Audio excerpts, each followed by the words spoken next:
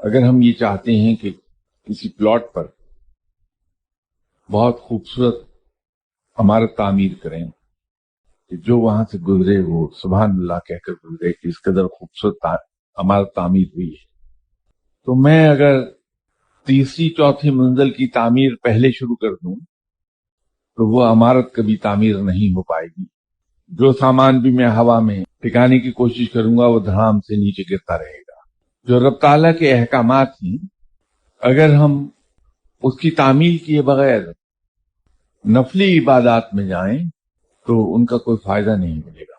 लेकिन अगर हमने उसके अहकामात की तामील कर ली पहले और उसके बाद जब हम वज़ाइफ और तस्बीहात की तरफ जाते हैं तो वो फिर हमारे लिए बहुत नफे का सौदा है कि हमें रब तक ले जाता है।